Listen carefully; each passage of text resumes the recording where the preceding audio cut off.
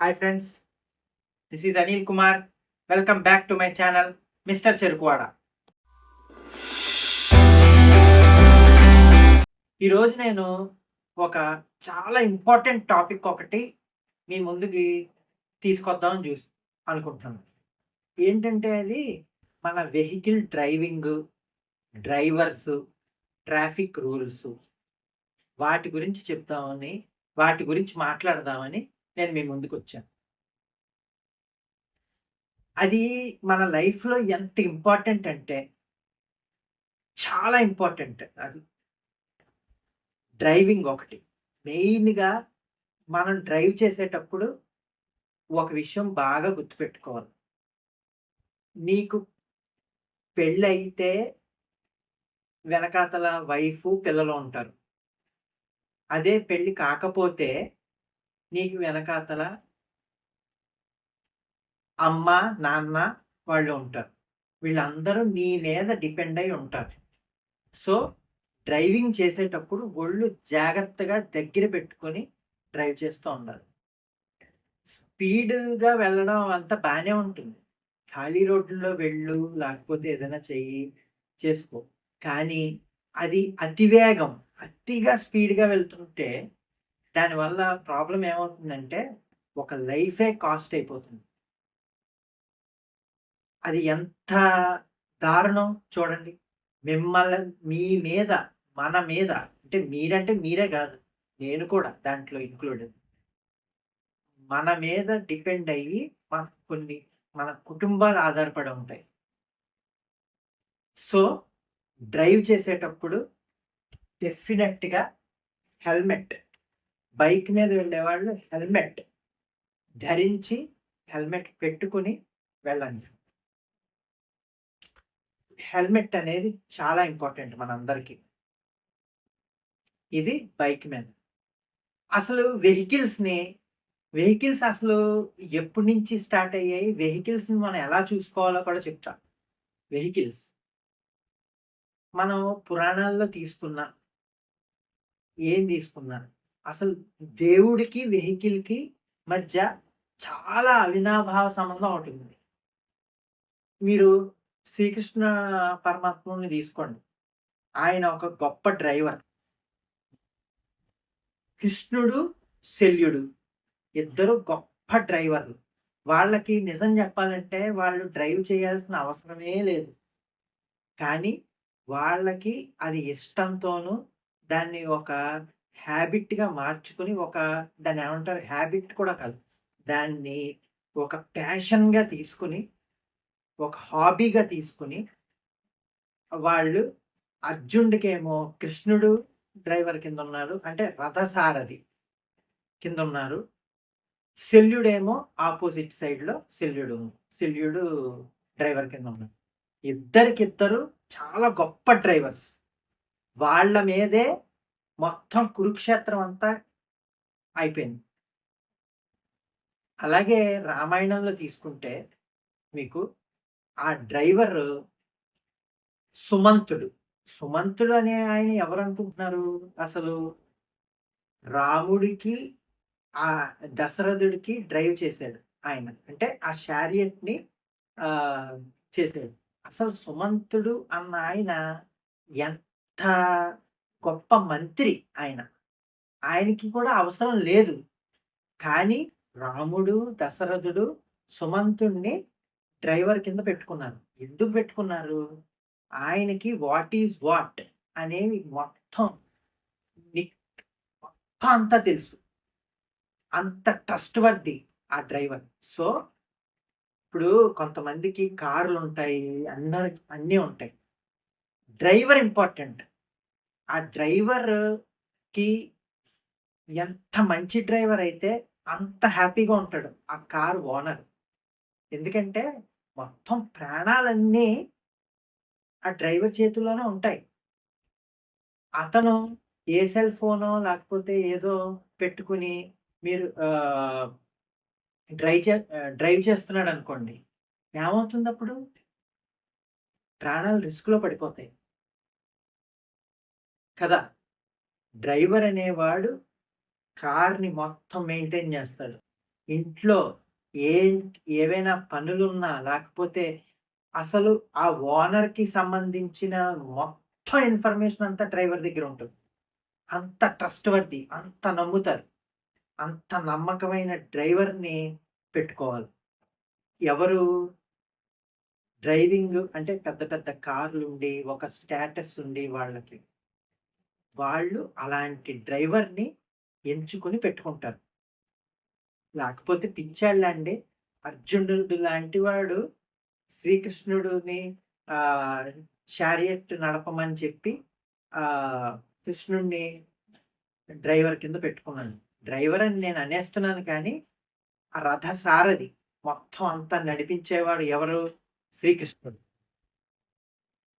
ఆ శ్రీకృష్ణుడు మొత్తం అంతా కురుక్షేత్ర యుద్ధం అంతా అయిపోయిన తర్వాత అర్జునుడు అర్జున్‌ని ఏం చేయమన్నాడంటే, లోపల నీ దాంట్లో ఉన్న అస్త్రాలన్నీ తీసేసి అక్కడ పడాయి. నువ్వు వెంటనే పైనుంచి కిందకి దిగిపో అని జెప్పాడు. పైన హనుమంతులు వారిని ఏమన్నారంటే, "నువ్వు వెళ్ళిపో హనుమా" అని చెప్పారు. ఆయన వెళ్ళిపోయారు. తర్వాత ఆయన ఏం జేశారంటే, టక్కుమని ఆ రథం దిగాడు. దిగిన వెంటనే రథం ఏమైపోయింది? మొత్తం అంతా కాలిపోయింది. ఎందుకలా అయింది? ఎందుకు అదేంటి ఆహ్, బావా అలాగా కాలిపోయిందేంటి? అని అర్జునుడడిగాడు. అడిగితే, "ఈ రథం ఎప్పుడో కాలిపోయింది. ఎందుకంటే, మనం ఆహ్, ఎప్పుడైతే ద్రోణాచార్యుడిని వాళ్ళని చంపేసామో, ఆ! అస్త్రాలు ప్రయోగించి వాళ్ళని ఎప్పుడైతే భీష్ముడు లాంటి వాళ్ళని మనం హతమార్చామో, అప్పుడే ఈ రథం కాలిపోయినట్టు" అని చెప్పి కృష్ణుడు అలా చెప్పాడు. చూసారా? అక్కడ శ్రీకృష్ణుడికి అంతా తెలుసు. ఆ రథం ఎందుకు కాలిపోయింది? ఎప్పుడైతే ఎలా కాలిపోతుందో, ఏమవుతుందో అప్పటిదాకా హోల్డ్ చేసి ఉంచాడు శ్రీకృష్ణ పరమాత్ముడు. అది ఒక ఎఫిషియంట్ డ్రైవర్ అంటే. సో, డ్రైవర్‌కి మనం బాగా రెస్పెక్ట్ ఇవ్వాలి. ప్లస్ వాళ్ళని సపోజ్ ఇంకో ఎగ్జాంపుల్ చెప్తానండి. మనం ఎక్కడికైనా వెళ్తున్నాం. ఒక డ్రైవర్‌ని పెట్టుకొని మనం వెళ్తున్నాం. మనం బోలెడన్ని ఫుడ్ అవన్నీ తెచ్చుకుంటాం. అట్‌లీస్ట్ ఆఫర్ చెయ్యాలి. ఏమని? మా దగ్గర ఈ ఫుడ్డుంది. నువ్వు తినేయగలవా? నువ్వు తింటావా? నీకు కావాలా? నీకు ఫుడ్ పెడతాం తీసుకో. నువ్వెక్కడ బయట ఏం తినక. అలా చెప్పామనుకోండి. ఆ డ్రైవర్ ఎంత ఉప్పొంగిపోతాడంటే, ఓహో! అని చెప్పి ఇంకా తెచ్చుకొని బాగా డ్రైవ్ చేసి అది తీసుకెళ్తాం. అది డ్రైవర్‌లకి ఇవ్వాల్సిన ఇది. నేను చాలా చోట్ల మెయిన్‌గా హైదరాబాద్ అలాంటి చోట్ల. హైదరాబాద్‌లో ఒకసారి నేను ఆటో ఎక్కాను. ఆటో ఎక్కితే మీరు ఎక్కడైనా అబ్జర్వ్ చేయండి. హైదరాబాద్ ఆటో వాళ్ళు ప్రతి వాళ్ళు చెవులో హెడ్‌ఫోన్స్ ఉంటాయి. ఇయర్ ఫోన్స్ ఉంటాయి. ఆహ్, ఇదేంటిది ఆటో నడిపే స్టీరింగ్ ఉంటుంది గదా! మన అక్కడ ఫోన్ పెట్టుకొని దాంట్లో వీడియోలు, రీల్స్ చూస్తూ నడుపుతూ ఉంటాడు. అది ఎంత ప్రమాదకరం అండి అది. నేనొకసారి అలాగే నేను సికింద్రాబాద్ నుంచి మా ఇంటికి వెళ్దామని నేను వెళ్తుంటే అతను అలా చూసేస్తున్నాడు. చూస్తుంటే నేను వెనకాతల నుంచి ఆపి పిలిచాను. తనకి వినపడట్లేదు ఆ డ్రైవర్‌కి. ఆపి "నేను దిగిపోతాను. నువ్వు వెళ్ళిపో. నేను" అని చెప్పాను. "ఏంటి సార్ ఏంటి ప్రాబ్లమ్ ఏంటంటే" అప్పుడు చెప్పాను. "నువ్వు ఇవి తీసి నడుపు. నీతో పాటు నీ ప్రాణంతో పాటు నాది కూడా పోతుంది. నువ్వు కనుక అలా చెయ్యకపోతే నేను కంప్లెయింట్ చేస్తాను ఉబర్ వాళ్ళకి" అని చెప్పాను. అంత కేర్‌లెస్‌గా ఉండకూడదు డ్రైవర్ అనేవాడు. సో, జాగ్రత్తగా ఉండాలి. అదైతే. ఇప్పుడు హెల్మెట్ పెట్టుకోకుండా ఏ ర్యాష్ డ్రైవింగ్ ఇలా ఎళ్ళిపోతూ ఉంటారు. జిగ్‌జాగ్‌గా. అలా వెళ్ళకూడదు. వెళ్ళొచ్చు. కానీ అంత స్పీడ్‌గా వెళ్ళడం వల్ల వాళ్ళకి ప్రాబ్లము. పక్క నుంచి వెళ్ళే వాళ్ళకి ప్రాబ్లము. అసలు వాడికేదైనా అలా వెళ్ళిన వాడికి ఏదైనా అయ్యిందనుకోండి, ఎంత బాధపడతారో ఒక్కసారి బుర్రలో పెట్టుకుంటే నేనైతే అలాగే డ్రైవ్ చేస్తాను. అది కార్ డ్రైవ్ చేసినా, బండి డ్రైవ్ చేసినా. నా వెనకాతల నా ఫ్యామిలీ ఉంది. నా ఫ్యామిలీ గురించి నేనున్నాను. అనే ఆ 2 పాయింట్లు మన బుర్రలో పెట్టుకుంటే, మనం నిదానంగా, మంచిగా వెళ్ళి, మన పనులు చేసుకొని మనం వస్తాం. కేర్‌లెస్‌గా ఉంటే వాళ్ళకే ప్రాబ్లమ్. సో, అంత ర్యాష్ డ్రైవింగ్ చేయకూడదు ఎప్పుడు కూడా. కెరీర్‌లు నాశనం అయిపోయిన వాళ్ళున్నారు. మా ఫ్రెండ్ ఒక అబ్బాయి ఉన్నాడు. వాడు అలాగే బైక్ మీద వెళ్తూ సరిగ్గా అతనికి జాబ్ కూడా వచ్చింది. ఒక ఎంఎన్‌సిలో. వాడు వెళ్ళాడు. చాలా ఫాస్ట్‌గా వెళ్ళాడు. వెళ్ళి టక్కుమని ఎదురుగుండా ఒక స్విఫ్ట్ కారో ఏదో మొత్తానికి కారొచ్చేసి గుద్దేసింది. యాక్సిడెంట్ అయింది. తనకి వెన్నెముక విరిగిపోయి కాళ్ళు 2 చచ్చుబడిపోయాయి. తన కెరీర్ మొత్తం నాశనం అయిపోయింది. ఇప్పుడు లేవలేని పరిస్థితిలో ఉన్నాడు. స్టిల్ ఇప్పటికి కూడా. లైఫ్‌ని రోడ్డనేది లైఫ్‌ని టర్న్ చేసేస్తుంది. అది గుడ్ అయినా, బ్యాడ్ అయినా ఏదైనా. సో, అంతంత రెక్లెస్ అండ్ ర్యాష్ డ్రైవింగ్‌లు చేయకండి ఎప్పుడు. ఇంకోటి, ఇప్పుడు హార్న్స్ అవన్నీ తగ్గిపోయినట్టున్నాయి. ఇదివరకు మా చిన్నప్పుడు అంటే నేను ఒక 10 ఇయర్స్ బ్యాక్ ఒక 5 ఆర్ 6 ఇయర్స్ బ్యాక్ గురించి చెప్తున్నాను. హార్న్స్‌కి ఏదో చంటి పిల్లాడి ఏడుపు హార్ను. అంటే ఒకసారి నేను మా వైఫ్ ఇలాగా వెళ్తున్నాం. హైదరాబాద్‌లోనే ఇది కూడా. వెళ్తుంటే ఎవడో హార్న్ కొట్టాడు. ఆ హార్న్ ఎలా ఉందంటే చంటి పిల్లాడి ఏడుపు. ఏదో కింద పడిపోతే గుక్క పెట్టి ఏడుస్తారు చూడండి. అలాంటి హార్న్. అలాంటి హార్న్ వినేసరికి నాకు చేతులు, కాళ్ళు వణికిపోయాయి. ఏమైందని చూస్తే అది తీరా చూస్తే హార్న్. ఆ పక్క నుంచి వెళ్ళేవాడు ఆ హార్న్ కొట్టినవాడు మాకేసి చూసి నవ్వేసి ఎళ్ళిపోయాడు. అంత పైత్యంతో ఉన్నారు కొంతమంది ఉండేవారు. ఇప్పుడు మరి ఆ హార్న్ ఏం వినపడట్లేదు. సపోజ్ ఒకవేళ అలాంటివి ఏమైనా ఉంటే కనుక అలాంటివి అస్సలు ఎంకరేజ్ చేయకండి. అదొకటి. 2 ఇంకోటేంటంటే రోడ్లు గవర్నమెంట్ రోడ్లేమి సరిగ్గా వేయట్లేదు. దానివల్ల యాక్సిడెంట్లు జరుగుతున్నాయి. ఇది జరుగుతున్నాయి, అవి జరుగుతున్నాయి అని అంటున్నారు కదా! ఇప్పుడు రోడ్లు బాగా వేసినా కూడా అన్నీ బానే ఉన్నాయి. యాక్సిడెంట్లు ఎందుకవుతున్నాయి? Pure recklessness. ప్యూర్ అసలు దాన్నేమంటారు? కేర్‌లెస్‌నెస్.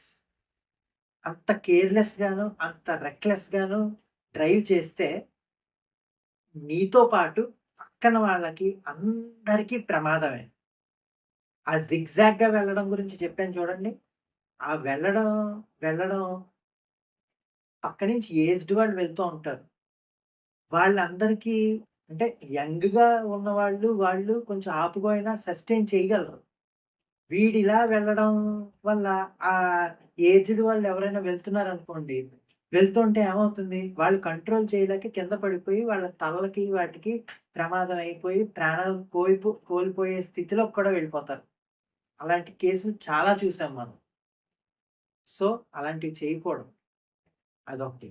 Drunk and drive.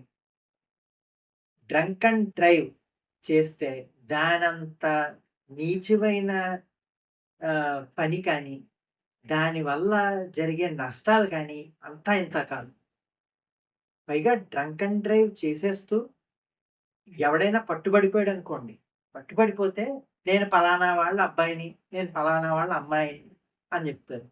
పలానా వాళ్ళ అబ్బాయి, అమ్మాయి అయితే ఆళ్ళు పరువు తీస్తారా? అమ్మ, నాన్న పరువులు తీస్తారా మీరు?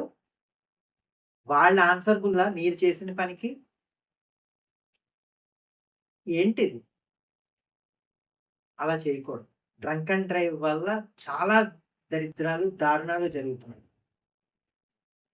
రీసెంట్‌గా అంటే ఒక 3, 4 మంత్స్ బ్యాక్ అనుకుంటా. జరిగాయి కదా! పాపం ఇద్దరు సాఫ్ట్‌వేర్ ఎంప్లాయీస్‌ని వాడెవడో గుద్దేసి ఎళ్ళిపోయాడు. నాగ్‌పూర్‌లోనో దేంట్లోనో ఎక్కడో. ఏంటది? మైనర్స్ డ్రైవింగ్ చేస్తున్నారు చాలామంది. అది తప్పు. చాలా చాలా ప్రమాదాలు రోడ్ల మీద జరిగే అన్ని ప్రమాదాలు అన్నీ ఇన్ని కావు. సో, రెక్లెస్ డ్రైవింగ్ కానీ, ఇది కానీ చాలా ఎంత ఆపుకుంటే అంత మంచిది. అసలు అలా చేయకూడదు. ఒకవేళ నిజంగా అలాంటివి ఏదైనా చేస్తే ఆహ్, వాళ్ళకి శిక్షలు మాత్రం చాలా కఠినంగా ఉండాలి. ఆ శిక్షలు మాత్రం. ఏదో ఫైన్ కట్టేసి వదిలేయడం అవి కావు. ఇంకా బళ్ళ మీద మనం సర్కస్ ఫీట్లు ఇన్ని అన్నీ చూడం. 5గురు, 6గురు కూడా వెళ్ళిన వాళ్ళున్నారు. చిన్న చిన్న పిల్లల్ని ఎక్కించుకుంటారు. హెల్మెట్లు పెట్టుకోకుండా వెళ్ళిపోతారు. సిగ్నల్ ఏమో లెఫ్ట్ సిగ్నల్ ఇచ్చేసి రైట్‌కెళ్ళిపోతారు కొంతమంది. ఆ! కొంతమంది ఆహ్, ఇవి తీసేస్తారు. మన సైలెన్సర్‌లు తీసేసి అని వెళ్ళిపోతారు. అవన్నీ అసలు ఎంత న్యూసెన్సు, ఎంత ప్రమాదాలో తెలియట్లేదు. "నువ్వేంటి ప్రమాదాల గురించి మాట్లాడుతున్నావు? నువ్వెప్పుడు డ్రైవ్ చేయలేదా?" అంటారు. అనుండొచ్చు. నేనెప్పుడు డ్రైవ్ చేయలేదు అలాగా. నేను చేయలేదు. నాకు తెలుసు నా ఫ్రెండ్స్ వాళ్ళు కూడా చేయలేదు. అక్కడక్కడ ఒకళ్ళిద్దరు ఎవరో చేసిన వాళ్ళు పాపం వాళ్ళ లైఫ్స్ స్పాయిల్ అయిపోయాయి. ఇవన్నీ చూసే నేను చెప్తున్నాను. సో, డ్రైవింగ్ అనేది ఒక పవిత్రమైన కార్యంలాగా మనం చేపట్టాలండి. ఎందుకంటే లైఫ్స్ ఆధారపడి ఉన్నాయి దాని పైన. ఇలాగా ట్రాఫిక్ సిగ్నల్స్‌ని ఫాలో చెయ్యరసలు. రెడ్ పడినా వెళ్ళిపోతారు. హే! ఇంకోటి బాగా అబ్జర్వ్ చేసిందేంటంటే, మనకి ఫ్రీ లెఫ్ట్‌లుంటాయి. ఆ ఫ్రీ లెఫ్ట్ నుంచి చిన్న చిన్న వెహికల్స్ ఏవైనా వెళ్తే ఓకే. అంటే బైక్సు లేకపోతే అది కార్సు అలాంటివి. ఏంటి బస్సులు కూడా వెళ్ళిపోతాయండి. ఆ ఫ్రీ లెఫ్ట్‌ని మొత్తం బ్లాక్ చేసేస్తున్నారండి చాలామంది. అదొకటి. అంబులెన్స్. అంబులెన్స్ ఏదైనా వెళ్తుంటే, ఆ అంబులెన్స్‌కి దారి వదలరు. చాలా చోట్ల చాలా సార్లు అబ్జర్వ్ చేశాను. ఒకవేళ వదిలినా ఏం చేస్తారో తెలుసా? ఆ అంబులెన్స్ వెనకాతలే వీళ్ళు వెళ్ళిపోతారు. ఎందుకు? అంబులెన్స్‌ని ఎలాగా ఆపరు కాబట్టి, వీళ్ళని కూడా ఆపరని దాని వెనకాతల వెళ్ళిపోతారు.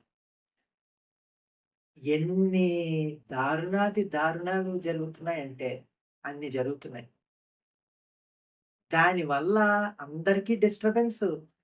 దానివల్ల అందరి లైఫ్‌లు స్టేక్‌లో ఉంటాయి. దానివల్ల అసలు మీకు ఆహ్, అసలు మనకి చాలా, చాలా అంటే చాలా మనకి ఇంకా అది తట్టుకోలేం. ఆ సీన్‌లు చూడలేం మనం. సో, నా విజ్ఞప్తి ఏంటంటే అందరికి నేను అపీల్ చేసేదేంటంటే డ్రంక్ అండ్ డ్రైవ్ చేయకండి. వెహికల్స్‌ని బాగా మెయింటైన్ చేయండి. హ్మ్. ఒకవేళ ఏజ్డ్ వాళ్ళు ఎవరికైనా వాళ్ళకి కార్‌లవి ఉంటే ఒక మంచి డ్రైవర్‌ని పెట్టుకోండి. అతనికి క్లియర్‌గా చెప్పండి.